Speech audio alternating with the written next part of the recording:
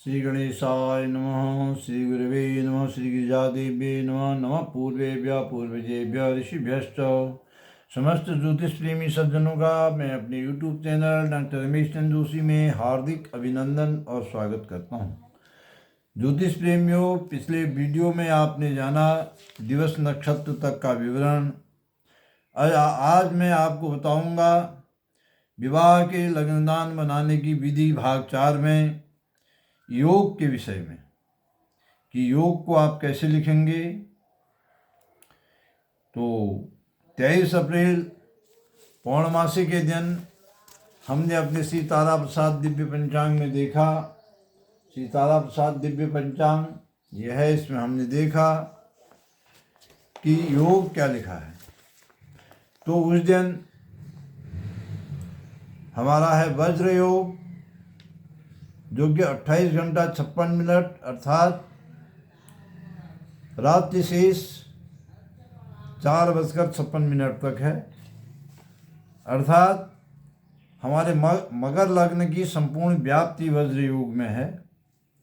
तो हमने लिखा वज्र योगे, वज्र नाम योगे। वज्र नाम योगे लिखने के पश्चात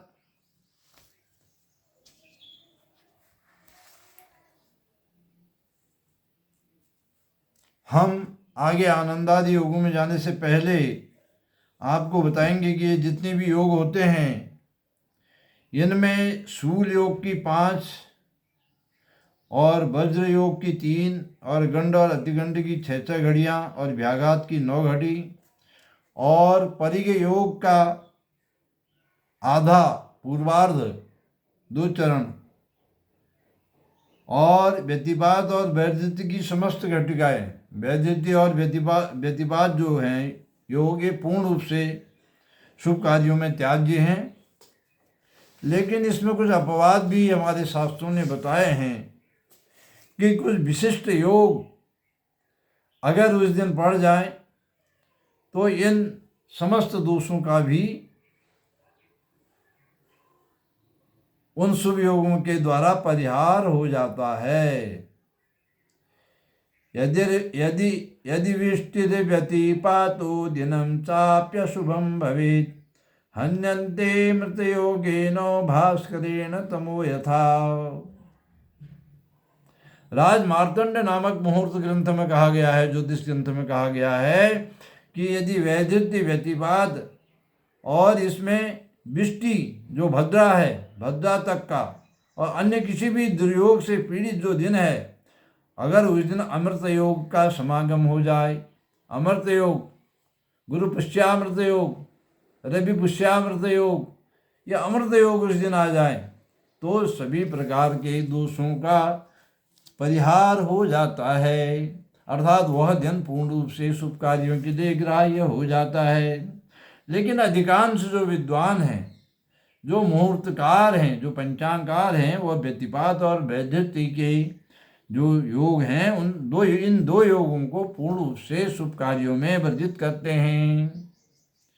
और इसमें एक चीज ध्यान देने की बात यह है कि जो शूल योग से जिस नक्षत्र का स्पर्श हो जाता है, अर्थात जिस नक्षत्र में शूल योग व्याप्त रहता है, उसको उस नक्षत्र को भुजंग पाद दोष से दूषित माना जाता है।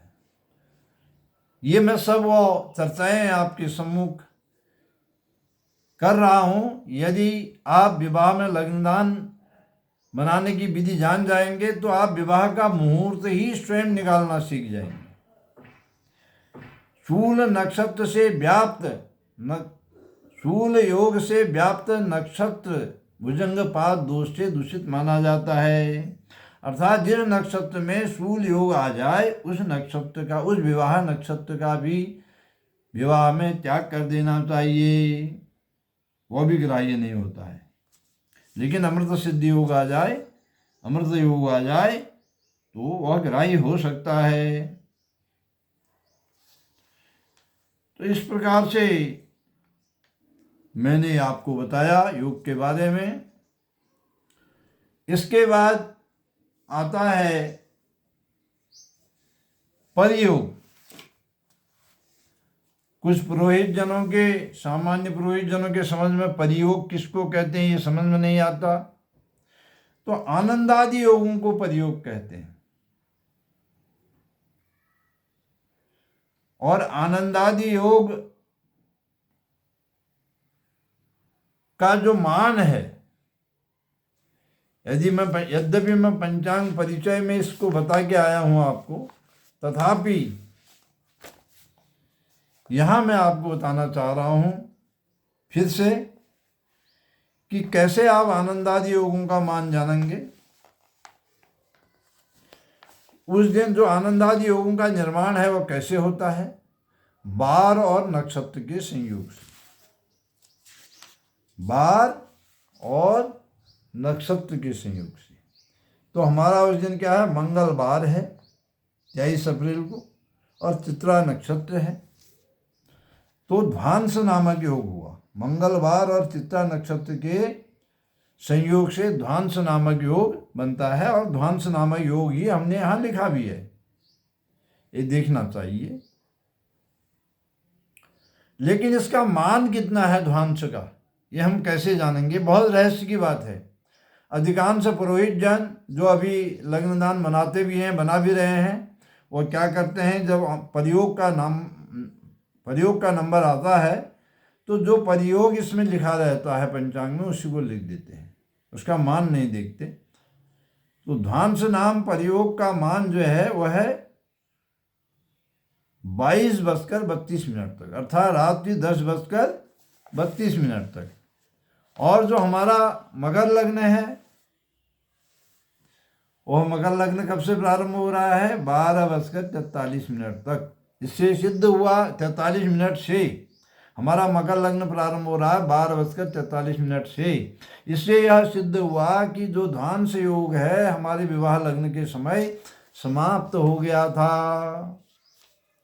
अब उसके बाद कौन सा नक्षत्र लग रहा है मंगलवार को, चित्ता नक्षत्र रात्रि 10:32 तक है। उसके बाद प्रारंभ हो गया स्वाति नक्षत्र, अर्थात हमारा जो विवाह लग्न का समय है उस समय स्वाति नक्षत्र विवाह नक्षत्र है।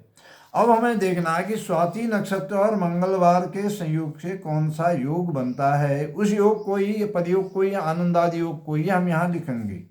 स्वाति नक्षत्र और मंगलवार के प्रयोग, मंगलवार के संयोग से हमारा जो आनंदादि योग है उसमें ध्वजा 7 नंबर का ध्वजा भी लिखते हैं, ध्वज भी लिखते हैं, इसे केतु भी लिखते हैं। हमने अपने पंचांग में इसे केतु नाम से लिखा है।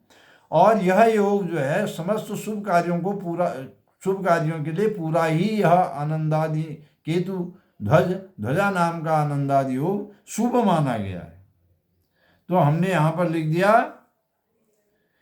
केतु नाम अर्थात ध्वजा नाम अथवा ध्वज नाम प्रयोगे, केतु नाम प्रयोगे, ध्वज नाम प्रयोगे, ध्वजा नाम प्रयोगे, कुछ भी लिख सकते हैं। इसके 2 नाम हैं ध्वज, इसके 3 नाम हैं ध्वज, ध्वजा और केतु।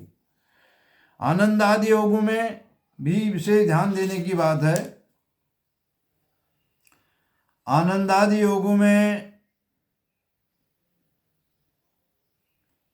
धूम्र योग की पहली, ध्वांस योग की 5वीं, धूम्र योग की का केवल 1 घटी, ध्वांस योग की 5 घटियां, वज्र योग की 5 घटियां, मुद्गर योग की 5 घटियां, पद्म योग की 4 घटी, लुम्बक योग की 4 घटी, काण योग की 2 घटी, मुसल योग की 2 घटी और गद योग की 7 घटी शुभ कार्यों में त्याज्य हैं। इसके अलावा कालदंड, उत्पाद, मृत्यु और राक्षस, ये 4 परियोग ऐसे हैं, आनंदादि योग ऐसे हैं, ये समस्त पूरी 60 घटी इसकी पूरा जो मान है इसका ये शुभ कार्यों में वर्जित है। लेकिन रवि योग अगर उस दिन आ जाए, सूर्य जिस नक्षत्र पर है उस नक्षत्र से वर्तमान चंद्रमा के नक्षत्र, वर्तमान चंद्रमा हमारा जो विवाह नक्षत्र है, सूर्य नक्षत्र से चंद्रमा का नक्षत्र 4, 6, 9, 10, 13 की और 20वां हो तो रवि योग होता है। यदि उस दिन रवि योग आ जाए तो जो काल दंड, उत्पाद, मृत्यु और राक्षस नाम के ये अशुभकारी प्रयोग हैं आनंदादि योग में, इनका भी दोष समाप्त हो जाता है। क्योंकि महर्षि वशिष्ठ का वाक्य है वशिष्ठ संहिता में, सूर्या चतुर्थे दशमे च षष्ठे विश्वर्ष के विंशतिभे नवर्षे भवन्ति षड्भानु महर्षयोगा को योग विध्वंस करा शुभेषु। ये वशिष्ठ जी ने कहा है। और राजमार्तंड में कहा गया है कि अगर सिद्ध योग आ जाए उस दिन, अयोग सिद्ध योगस्तो द्वावेतो भवतो यदि अयोगो हन्यते तत्र सिद्ध योग प्रवर्तते। राजमार्तंड नाम के महान ग्रंथ में ज्योतिष के लिखा गया है कि सिद्ध योग आ जाएगा तो राक्षस, उत्पात, कालदंड, मृत्यु नामक ये जो अशुभकारी 4 प्रयोग हैं, इनका भी अशुभ योग का परिहार हो जाएगा। उस दिन शुभ कार्य किया जा सकता है। तो इस प्रकार आज मैंने आपको योग और प्रयोग के बारे में इस विवाह लग्न दान बनाने की विधि भाग 4 में बताया। आशा है कि मेरे द्वारा बताए गए तथ्य आपको अच्छे लगे हों, लगेंगे, और आप इस वीडियो को अधिक से अधिक पंडित जनों को, ज्योतिष अनुरागियों को, कर्मकांडी जनों को प्रेषित करेंगे, शेयर करेंगे। आप लोगों की मंगलमयी कामना के साथ श्री गिरिजा माता की पदनख ज्योति का स्मरण करते हुए मैं अपनी वाणी को यहीं पर विराम देता हूँ। श्री राम जय राम, जय जय राम, श्री राम जय राम।